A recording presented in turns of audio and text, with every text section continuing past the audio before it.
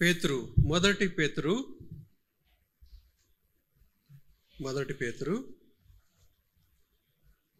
5వ అధ్యాయము. మొదటి పేతురు 5వ అధ్యాయం. ఇది కొత్త నిబంధన గ్రంథంలో 217 పేజీలో ఉంటుంది. కొత్త నిబంధన 217 పేజీ. మొదటి పేతురు 5వ అధ్యాయము మొదటి వచనము నుండి 4వ వచనం వరకు. మొదటి పేతురు 5వ అధ్యాయము మొదటి వచనము నుండి 4వ వచనం వరకు అందరము కలిసి చదువుకుందాం. 1 Peter chapter 5 verses 1 to 4 we shall read together. తోటి పెద్దను, క్రీస్తు శ్రమలను గూర్చిన సాక్షిని, బయలుపరచబడబోవు మహిమలో పాలివాడనునైన నేను మీలోని పెద్దలను హెచ్చరించుచున్నాను. బలిమి చేత కాక దేవుని చిత్త ప్రకారము ఇష్టపూర్వకముగాను, దుర్లాభాపేక్షతో కాక సిద్ధ మనస్సుతోను మీ మధ్యనున్న దేవుని మందను పై విచారణ చేయుచు దానిని కాయుడి. మీకు అప్పగింపబడిన వారి పైన ప్రభువులైనట్టుండక మందకు మాదిరులుగా ఉండుడి. ప్రధాన కాపరి ప్రత్యక్షమైనప్పుడు మీరు వాడబారని మహిమ కిరీటము పొందుదురు. ప్రార్థన చేసుకుందాం. సహాయమై పరిశుద్ధుడైన మా తండ్రి, చదువుబడిన లేఖన భాగమును మా కొరకు విరచి పంచము. మా మానసిక, భౌతిక, ఆధ్యాత్మిక అక్కర్లన్నీ కూడా ఎరిగిన దేవుడు. మీ వాక్యపు వెలుగులో మమ్మల్ని దర్శించుము. మీ జీవాహారముతో మమ్మల్ని పోషించుము, బలపరచుము. నీ చిత్తములో, నీ ఉద్దేశములో మమ్మల్ని ఎదిగింపచేయము. మీరాకడ కొరకు సంఘంగా మేము మీ సారూప్యతలు ఎదుగుతూ సిద్ధపడటానికి సహాయం చేయమని, మా అవసరతల కొద్దీ మాతో మాట్లాడండి, మమ్మల్ని దర్శించమని యేసు నామములో స్తుతించి ప్రార్థిస్తున్నాము తండ్రి, ఆమేన్. దయతో కూర్చోండి. మనం ఇప్పుడు ఈ చివరి వర్తమానములో వాక్యాన్ని మనము ధ్యానించుకునబోచున్నాం. 4వ వచనం అందరూ ఒకసారి కలిసి చదువుకుందాం. 4వ వచనం. ప్రధాన కాపరి ప్రత్యక్షమైనప్పుడు మీరు వాడబారని మహిమ కిరీటము పొందుదురు. వాడబారని మహిమ కిరీటము. నా విశ్వాస జీవితం ఏదైతే ఉందో దాని యొక్క ఫలం ఏంటి? What is the result of your faith life? Yesu ప్రభునందు విశ్వాసం ఉంచి జీవిస్తున్నామే, ఆ విశ్వాస జీవితం యొక్క చివరి ఫలము ఏమిటి? చివరిగా మనకు దొరికేది ఏంటి? అది ఇక్కడ చెప్పబడుతుంది. ప్రధాన కాపరి ప్రత్యక్షమైనప్పుడు మీరు వాడబారని మహిమ కిరీటము పొందుదురు. ప్రధాన కాపరి ప్రత్యక్షమైనప్పుడు ప్రభువారి యొక్క 2వ రాకడలో నీకు నాకు దొరికేదేంటి? చిన్నపిల్లలు ఏం చేస్తారు? నాకేం చాక్లెట్ తెచ్చావా, నాకేం డైరీ మిల్క్ తెచ్చావా అని చిన్నపిల్లలు ఎదురు చూస్తూ ఉంటుంటారు. తల్లిదండ్రులు బయటికి వెళ్ళి ఇంట్లోకి వస్తునేసరికి చిన్నపిల్లలు అమాంతం పరిగెత్తుకొని వచ్చేస్తారు. వచ్చి నాకేం తెచ్చావు? వాళ్ళ మైండ్ ఏంటి? చప్పరించడానికి చాక్లెటు, డైరీ మిల్క్, ఏదో ఒకటి తినటానికి. అది చిన్నపిల్లల యొక్క స్టేజ్లో వాళ్ళు అడిగేది. అయితే దేవుని పిల్లలు, దేవుని సంఘము దేవుడి నుండి ఆశించేదేంటి? ఆయన వస్తున్నప్పుడు, ప్రధాన కాపరిగా ఆయన వచ్చినప్పుడు, సంఘాన్ని తన వైపుకు ఆకర్షిస్తున్నప్పుడు మనము ఆయన కోసం ఎదురు చూస్తూ ఆయన నుండి మనం ఆశించేదేంటి? ఆయన మనకు ఇవ్వబోయేదేంటి? ఆయన మన కొరకు ఏం సిద్ధపరిచున్నాడు? ఇక్కడ వ్రాయబడింది మహిమ కిరీటము. ఏమిటి ఈ మహిమ కిరీటం అంటే? వాడబారని మహిమ కిరీటము. ఇది అర్థం చేసుకోవాలంటే కొంచెం లోకాన్ని మనం స్టడీ చేసుకోవాలి. లోకంలో ఎన్నో కిరీటాలు ఉన్నాయి. లోకంలో ఎంతో మహిమ ఉంది. ఆ లోకంలో ఉన్న మహిమ యేసు ప్రభు వారికి ఇయటానికి అపవాది బేరం పెట్టాడు యేసు ప్రభు వారితో.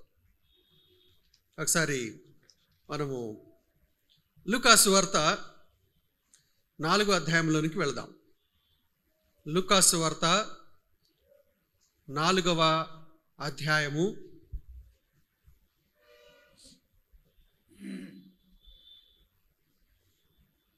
5వ వచనము నుండి. లూకాసు వార్త 4వ అధ్యాయము 5వ వచనం నుండి చదువు. అప్పుడు అపవాది ఆయనను తీసుకుని పోయి భూలోక రాజ్యములన్నిటిని ఒక్క నిమిషములో ఆయనకు చూపించి ఈ అధికారమంతయు ఈ రాజ్యముల మహిమయు నీకిత్తును అది నాకు అప్పగింపబడి ఉన్నది. అది ఎవనికి ఇవ్వగోరుదును వానికిత్తును. కాబట్టి నీవు నాకు మొక్కితివా ఇదంతయు నీదగునని ఆయనతో చెప్పారు. అందుకు యేసు నీ దేవుడైన ప్రభువునకు మ్రొక్కి ఆయనను మాత్రము సేవింపవలెను అని రాయబడి ఉన్నదని వానికి ప్రత్యుత్తరం ఇచ్చెను. సాతానుడు అపవాది ఎవరికి టెండర్ పెట్టాడు? ఏకంగా యేసు ప్రభు వారికి టెండర్ పెట్టాడు. కాంట్రాక్ట్ టెండర్ నోటీసులు పేపర్లో పబ్లిష్ చేస్తూ ఉంటుంటాడు. టెండర్ నోటీసులు, కాంట్రాక్ట్ పనులు. అట్లాగా సాతానుడు యేసు ప్రభు వారితోనే టెండర్ పెట్టాడు. ఏకంగా డైరెక్ట్గా సృష్టికర్త అయిన దేవుడితోనే వాడు బేరంలోనికి వచ్చిండు. మామూలుడా ఇంక నువ్వు నేను ఎంత వాడికి? మనకు ఎన్ని బేరాలు పెడుతుంటాడో రోజుకి. ప్రతిరోజు మనల్ని దర్శించుకుంటూ మన దగ్గరికి ఎన్ని డీలింగ్లు తీసుకొస్తూ ఉంటుంటాడో సాతానుడు, ఎన్ని కాంట్రాక్టులు తీసుకొస్తూ ఉంటుంటాడో. మన ఇద్దరం కలిసి చేద్దాం అని చెప్పి యేసు ప్రభు వారిని ముందు బేరం పెట్టక ముందు యేసు ప్రభు వారికి ఒక్క క్షణంలో అన్నీ చూపించాడంట. ఒక్క నిమిషంలో ఏం చూపించాడు? అప్పుడు అపవాది ఆయనను తీసుకొని పోయి భూలోక రాజ్యములన్నిటినీ ఒక్క నిమిషంలో ఆయనకు చూపించి ఒక్క నిమిషంలో ఆయనకు చూపించి. అంటే ఇప్పుడైతే మనం ఇంటర్నెట్ ద్వారాగా పైనుంచి GPS ద్వారాగా అవి ఇవి ఫోటోలు తీసేసి భూమండలాన్ని అంతటిని ఒక్కసారి ఇట్ట చూపించి వీడియోలో చూపిస్తుంటారు. కానీ సాతానుడు ఆ రోజుల్లో యేసు ప్రభువారిని చూడు మొత్తం ప్రపంచం అంతటిని భూలోక రాజ్యాలంటే ఒక్కసారి ఇట్ట చూపించాడు. అట్ ఏ గ్లాన్స్ ఒక్కసారి ఇట్ట చూపించి ఇదిగో ఇదంతా అని చెప్పి చూపించి ఈ అధికారమంతయు ఈ రాజ్యముల మహిమయు నీకిత్తును. ఈ అధికారము ఈ రాజ్యముల మహిమ. ఈ అధికారం ఎలా ఉంటుంది? ఈ రాజ్యాల మహిమ ఎలా ఉంటుంది? అందరికి తెలిసిందే. కుయ్యి అని చెప్పి వెహికల్స్ మంత్రో ఎవరో ప్రధానమంత్రో ఎవరో రాష్ట్రపతి వస్తుంటే కుయ్యి అని చెప్పి మొత్తుకోవటం, వెహికల్స్ చుట్టుపక్కల సెక్యూరిటీ ఇదంతా చూసి బా రోడ్డు మీద నిల్చొని అందరూ చూస్తూ అది మహిమ. ఏ మహిమ? ఈ రాజ్యముల మహిమ. వాళ్ళ రాజభోగము ఇవన్నీ. అలాగే ఈ రాజ్యం మీద అధికారం, ఈ రాజ్యాన్ని పరిపాలన చేయటము, ఇవన్నీ కూడా ఈ యొక్క లోకానికి సంబంధించిన మహిమ, లోక మహిమ. ఈ లోక మహిమ గురించి ఏముందో ఒక పాట ఉంది కదా, ఇహలోక సకల మహిమ పువ్వుల వలె వాడిపోవును, వాడదే అయ్యా నీ ప్రేమ వాడిపోదయ్యా. యేసు ప్రభు యొక్క ప్రేమ కానీ ఆయన రాజ్యం కానీ అది వాడిపోని రాజ్యము, ఆ వాడిపోని మహిమ. ఈ లోకము యొక్క రాజ్యము వాడిపోయేది, కూలిపోయేది, కంటికి కనిపించకుండా పోయేది. హిస్టరీలో చదువుకుంటుంటారు, చరిత్రలో స్కూల్లో చదువుకుంటుంటారు పిల్లలు, కాలేజీలో. హిస్టరీ ఏం హిస్టరీ అంటే అప్పుడు ఒక రాజు ఉండేవాడు, ఈ విధంగా పరిపాలన చేశాడు, దీన్ని బట్టి ఆయన రాజ్యం కూలిపోయింది, కాలగర్భంలో కలిసిపోయింది అని చదువుకోవటానికి మనకు వస్తాయి. ఏం మహిమది?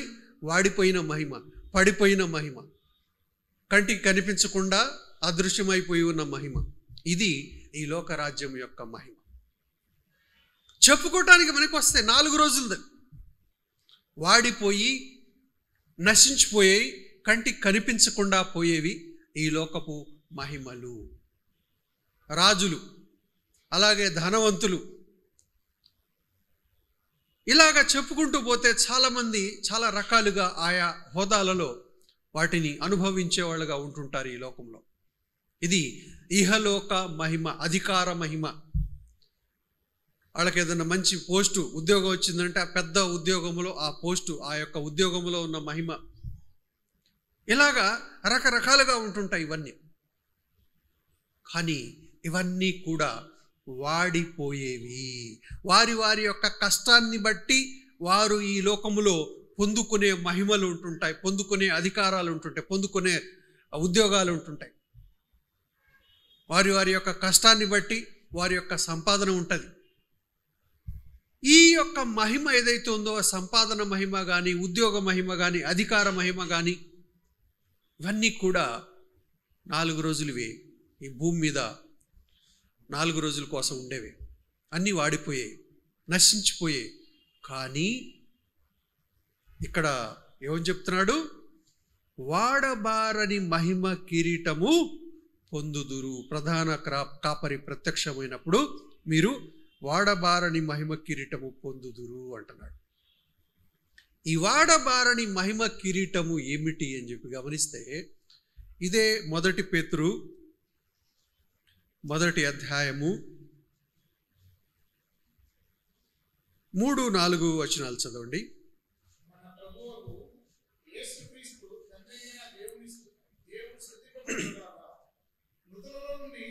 యేసుక్రీస్తు తిరిగి లేచుట వలన జీవముతో కూడిన నిరీక్షణ మనకు కలుగుచున్నట్లు, అనగా అక్షయమైనదియు నిర్మలమైనదియు వాడబారనిదియునైన స్వాస్థ్యము మనకు కలుగునట్లు ఆయన తన విశేష కనికరము చొప్పున మనలను మరలా జన్మింపజేసెను. ఎలా జన్మింపజేసెను? తన విశేష కనికరము చొప్పున, ప్రేమ చేత క్రీస్తునందు మనలను జ్ఞాపకము చేసుకొని కనికరము చేత మనలను మరలా జన్మింపజేసెను. మనకు వచ్చిన రక్షణ ఎలా వచ్చింది? ఇది మన క్రియల వల్ల వచ్చింది కాదు, విశ్వాసం వల్ల వచ్చింది. ఏ విశ్వాసం వల్ల వచ్చింది? క్రీస్తు మన కొరకు, మనకు బదులుగా, మన పక్షంగా సిలువలో మన కోసం ఏం చేశాడో, ఆయన మన కొరకు చేసిన దాని యందు ఉంచిన విశ్వాసం వల్ల మనకు వచ్చిన రక్షణ. కష్టపడింది ఎవరు? యేసు ప్రభువారు. నా కోసం కష్టపడ్డాడు నా యేసు ప్రభువారు అని ఆ కష్టమంతా చూసి ఆయన యందు మనం విశ్వాసం ఉంచాం.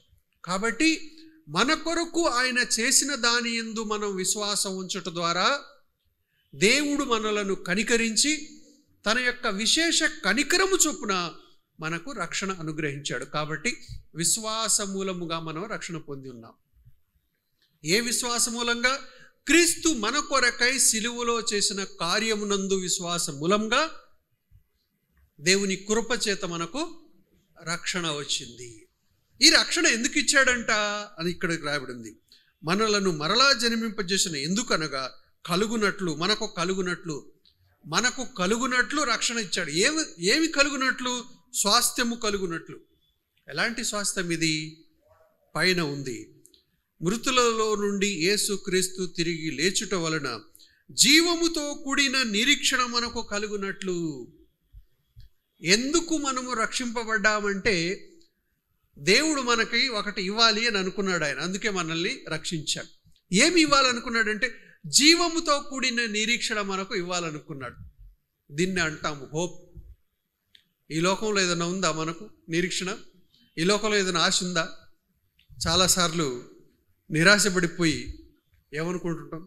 హోప్లెస్, నా జీవితం హోప్లెస్ అని అంటుంటాం. ఎలాంటి నిరీక్షణ లేదు నాకు, నా జీవితంలో ఎలాంటి ఆశ లేదు, నాకు ఆశలన్నీ కోల్పోయా అని చెప్పి అంటుంటాం. నిరీక్షణ లేదు నాకు, ఏ ఆశ లేదు, ఆశలన్నీ ఆవిరైపోయినాయి అని అంటుంటాం.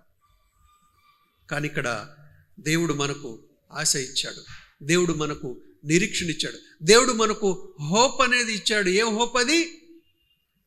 నిరీక్షణతో కూడిన, అంటే జీవముతో కూడిన నిరీక్షణ, జీవముతో కూడిన హోప్. ఏమిటి జీవము? దాని గురించి వివరించి చెప్పాడు. జీవముతో కూడిన నిరీక్షణ మనకు కలుగునట్లు దేవుడు మనలను విశేష కనికరం చొప్పున తిరిగి జన్మింప చేశాను. దేవుడు మనకు రక్షణ ఇచ్చాడు. ఎందుకంటే జీవముతో కూడిన నిరీక్షణ మనకు కలుగునట్లుగా రక్షణ ఇచ్చాడంట. ఏమిటి ఈ జీవముతో కూడిన నిరీక్షణ అంటే అక్కడ వ్రాయబడింది అనగా అని చెప్పాడు. దాన్ని నిర్వచించాడు, డెఫినేషన్ ఇచ్చాడు. జీవముతో కూడిన నిరీక్షణ అనగా ఏంటంటే అక్షయమైనదియు నిర్మలమైనదియు వాడబారనిదియునైన స్వాస్థ్యము మనకు కలుగునట్లు. స్వాస్థ్యము, దేవుడు మనకు స్వాస్థ్యం ఇవ్వాలనుకుంటాడు. జీవంతో కూడిన నిరీక్షణ అనే స్వాస్థ్యం. ఏమిటి ఈ జీవంతో కూడిన నిరీక్షణ? ఇది ఎలాంటిదంటే దీని యొక్క క్వాలిటీస్ ఎలాంటి అంట? మొదటిగా ఇది అక్షయమైనది. It will not perish. నశించిపోనిది. నశించిపోనిది ఈ లోకంలో ఏదైనా ఉందా? శాశ్వతముగా నిలిచిపోయేది, ఎన్నడూ నశించకుండా పర్మనెంట్గా ఉండేది ఏదైనా ఉందా భూమి మీద? ఏది లేదు. మన కంటికి కనిపించేవన్నీ కూడా నశించిపోయేవి. ఒక్కటి కూడా నశించనిది అంటూ ఒక్కటి కూడా లేదు ఈ లోకంలో. ఎందుకంటే ఇక్కడ 2 కొరింథీ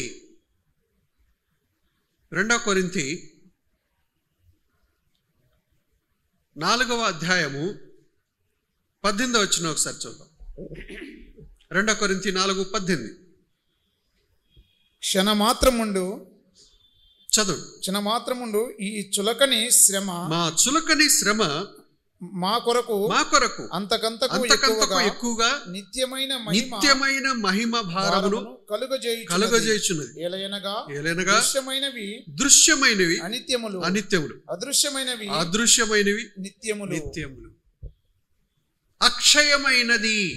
అక్షయమైనది అంటే నశించిపోనిది. It will never perish. ఎప్పుడు కూడా అది నశించిపోదు, పర్మనెంట్గా నిలిచి ఉండేది. ఈ లోకంలో ఏదైనా ఉందంటే ఏం లేదు. ఎందుకంటే ఇక్కడ వ్రాయబడింది ఏలైనగా అదృశ్యమైనవి నిత్యములు, దృశ్యమైనవి అనిత్యములు. కంటికి కనిపించేవి ఏవైతే ఉన్నాయో మనకు అవన్నీ కూడా అనిత్యములు. All are temporal which are seeing. ఏవైతే మనం చూస్తున్నామో అవన్నీ కూడా టెంపరరీగా ఉండేవే, నశించిపోయేవే. మనం చూస్తున్న భూమి నశించిపోయేదే, మనం చూస్తున్న సూర్యుడు నశించిపోయేదే, చంద్రుడు, ఆకాశంలో ఉన్న నక్షత్రాలు, ఇంకా పంచభూతములు అని చెప్పి ఏదైతే దానికి పేరు ఇవ్వబడిందో ఇదంతా కూడా మిక్కటమైన వేండ్రముతో లయమైపోవును అని చెప్పి అంటున్నాడు. ఒకసారి ఇక్కడ ఈ యొక్క 2వ అధ్యాయము మొత్తం కూడా చదివితే దీంట్లో నశించిపోయేది. అంటే దేవుడు ఎవరిని కూడా ఇడిచిపెట్టక అందరినీ తీర్పుకు లోబరిచాడు అని వ్రాయబడి ఉన్నది ఇక్కడ. అంటే దేవదూతలు, అంటే పాపము చేసినప్పుడు దేవదూతలు సహితము విడిచిపెట్టబడలేదు. ఎవరిని కూడా దేవుడు విడిచిపెట్టలేదు. ఎందుకు అంటే పాపము. ఎందుకు ఈ సృష్టి కూడా ఈ నాశనానికి లోనవుతుంది? కారణం ఏంటి అంటే పాపము అనేది ఈ యొక్క సృష్టి మీద కూడా, అంటే దాని యొక్క ప్రభావం, మానవుని యొక్క పాపము ప్రభావము సృష్టి మీద కూడా ఉన్నది. అది ఇక్కడ కనబడుతున్నది. సృష్టి మీద కూడా పాపము యొక్క, మానవుని పాపము యొక్క ప్రభావం ఉన్నది. అందుకే సృష్టి కూడా మూలుగుతా ఉందండి. సృష్టి కూడా మూలుగుతా ఉంది.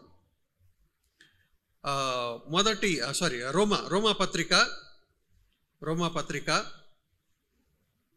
8వ అధ్యాయము 18, 19 వచనాలు చూడండి.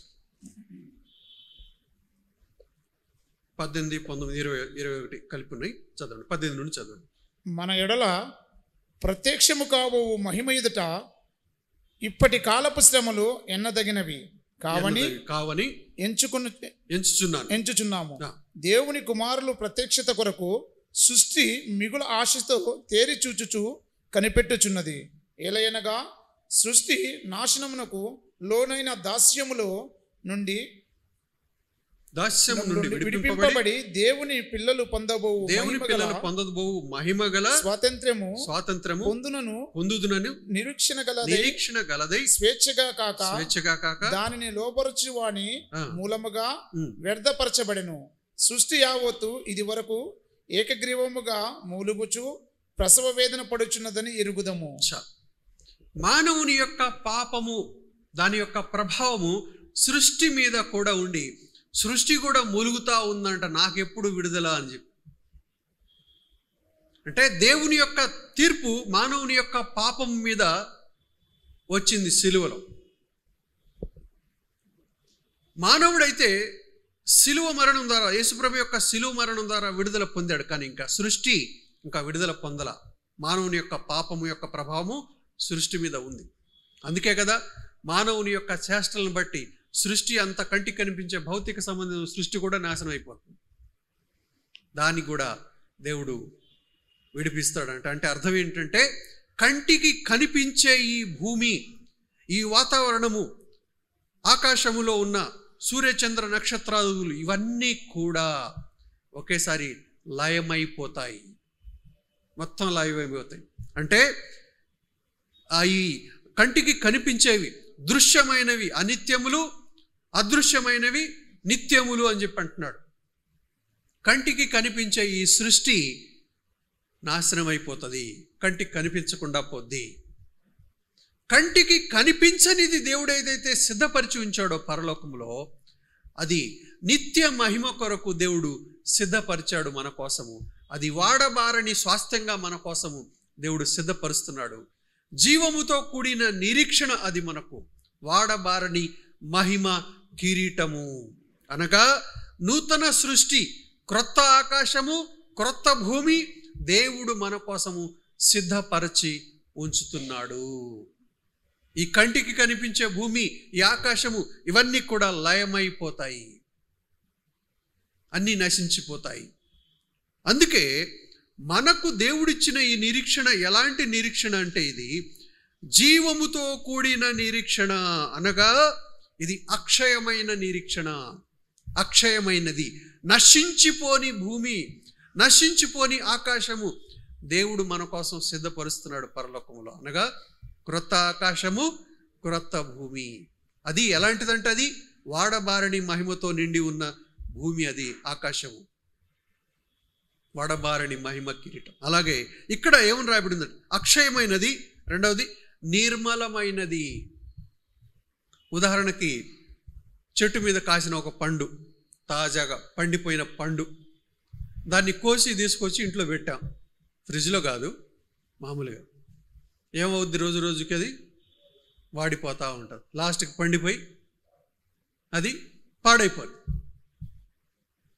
దాంట్లో నిర్మలత్వం ఎక్కడుంటుంది, ఫ్రెష్నెస్ అనేది ఎక్కడుంటుంది, ఉండదు, పాడైపోయాయి. అలాగే ఈ లోకంలో ఏది చూసినా కూడా పాడైపోయేది. ఈ శరీరం కూడా పాడైపోయే శరీరం. ఎందుకు? రోజు రోజుకు కృషించిపోతూ ఉంటుంది, వయసు పెరిగిన కొద్దీ కృషించిపోతూ ఉంటుంది. ఎందుకు కృషించిపోతుంది? ఇది దేవుని నుండి వేరుపరచబడింది, జీవములో నుండి వేరుపరచబడింది కాబట్టి శరీరము మరణానికి లోని శరీరం. ఎందుకంటే దేవుడు చెప్పాడు కదా, ఆదికాండం 2వ అధ్యాయము 17వ వచనంలో ఏమన్నాడు, ఈ పండు నీవు తిను దినమున నిశ్చయముగా చచ్చెదవు. మన ఆదం గారు తిన్నారు, చచ్చిపోయాడు. అంటే జీవము నుండి వేరుపరచబడ్డారు.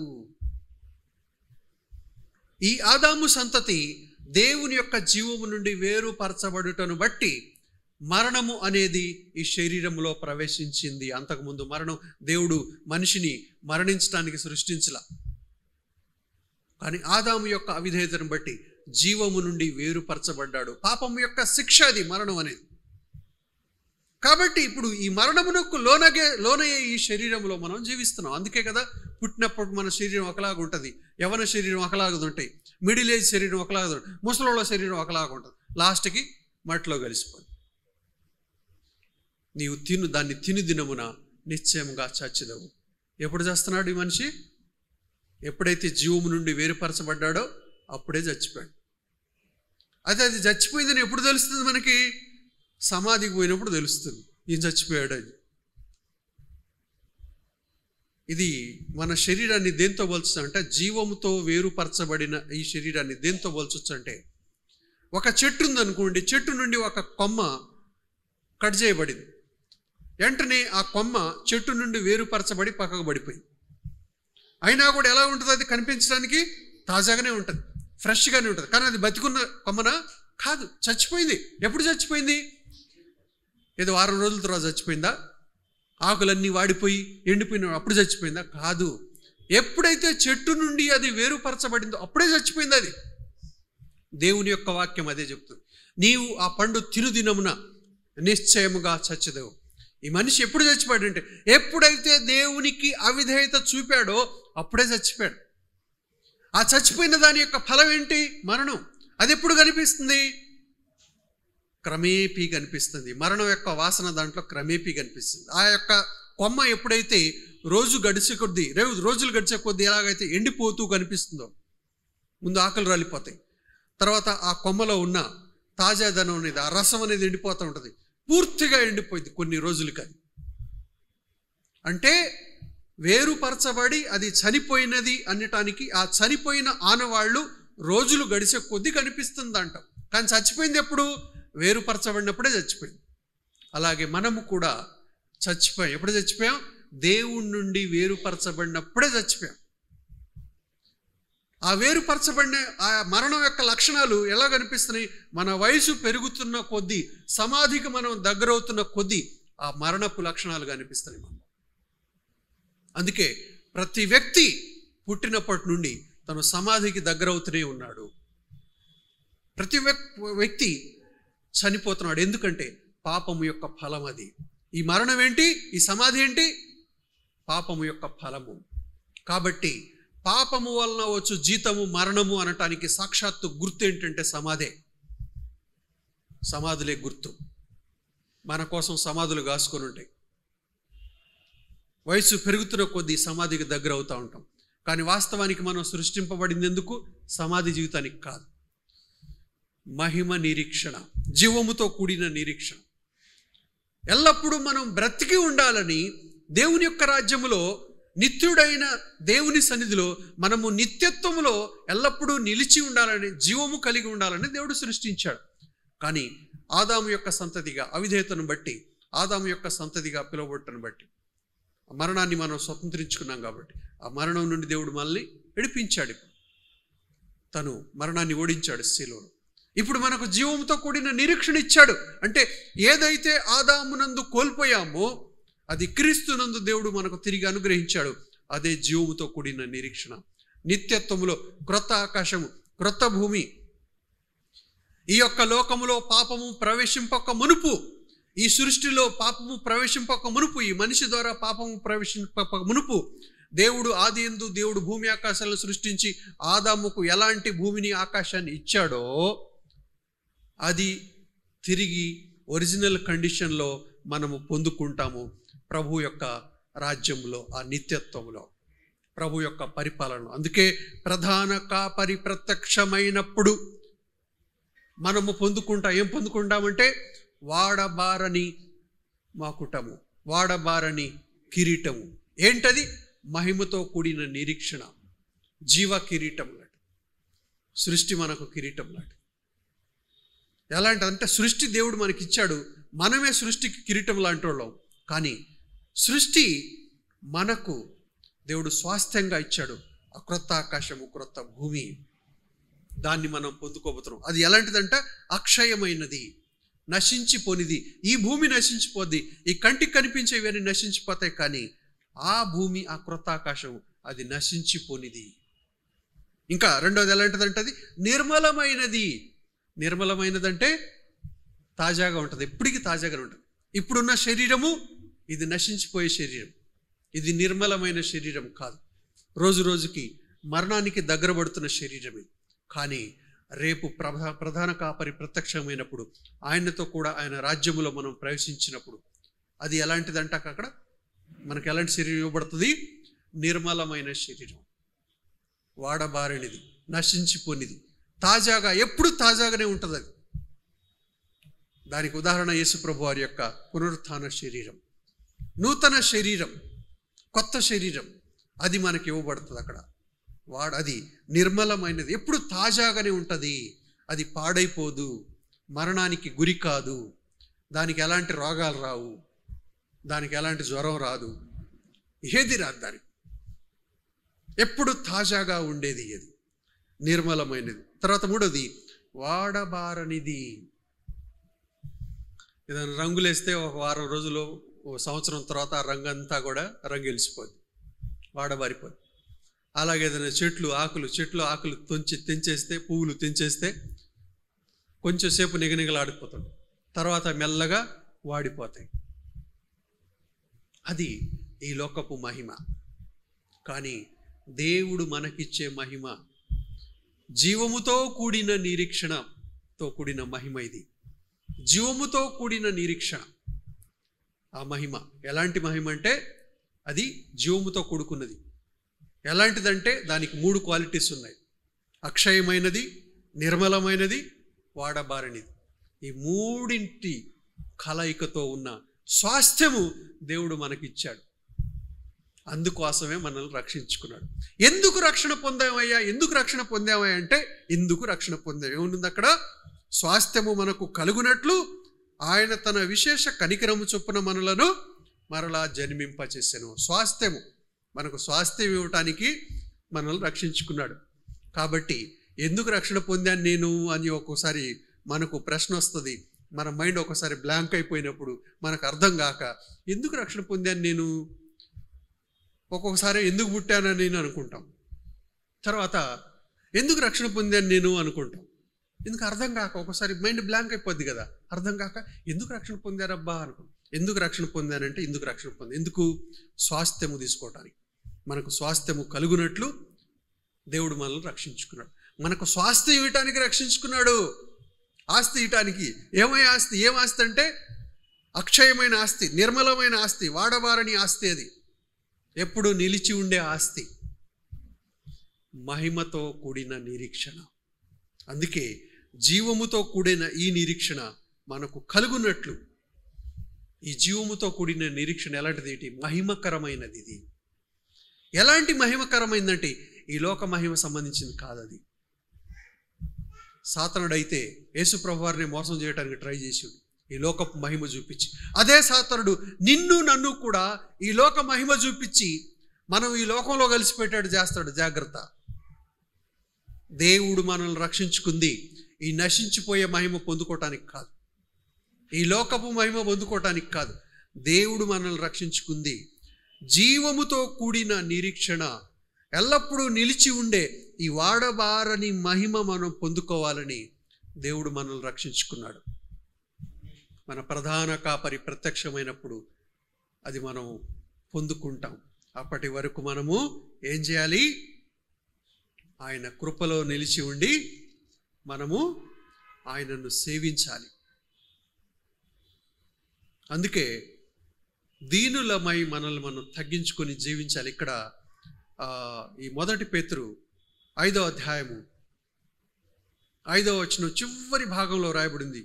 6వ వచనం మొదటిలా కనిపిస్తుంది. ఏ దేవుడు అహంకారులను ఎదిరించి దీనులకు కృప అనుగ్రహించును. అందుకు 6వ వచనంలో దేవుడు తగిన సమయమందు మిమ్మల్ని హెచ్చించినట్లు ఆయన బలిష్టమైన చేతి క్రింద దీన మనస్కులై ఉండుడి. కాబట్టి యేసు ప్రభు ఏ విధంగా దీన మనస్కుడై మన రక్షణ నిమిత్తమై తను తగ్గించుకొని జీవించి ఆయన నామము హెచ్చించబడ్డదో, మనము ఆయనలో నిలిచి ఉండి క్రీస్తుకు కలిగిన మనస్సును మనం కలిగి ఉండి దీనులమై జీవించుదాం. ఈ లోకంలో మనం ఎగిరిపడొద్దు, ఈ లోక మహిమ కోసం ఆరాటపడొద్దు, ఈ లోక మహిమను పొందుకోవటం కోసం మనం పరిగెత్తొద్దు. సాతానుడు పరిగెత్తేటట్టు చేస్తాడు, అనేకమైన ఆఫర్లు మన ముందుకు తీసుకొస్తాడు సాతానుడు ఈ లోక మహిమను చూపించి. యేసుప్రభు సాతానుడు గద్దించాడు. ఎలా? వాక్యం చేత. నీ దేవుడైన ప్రభువునే మొక్కాలి, ఈ లోకానికి కాదు సాగిలపడాల్సింది, ఈ లోక మహిమకు కాదు సాగిలపడాల్సింది. నీ దేవుడైన ప్రభు, సృష్టికర్త అయిన నీ దేవుడైన ప్రభువుకే మొక్కాలి, ఆయననే సేవించాలి. ఈ లోకాన్ని కాదు సేవించటం. ఆ విధంగా మనం తెలివి కలిగి సాతానును గద్దించి, యేసు ప్రభు ఎలాగో సాతానును గద్దించాడో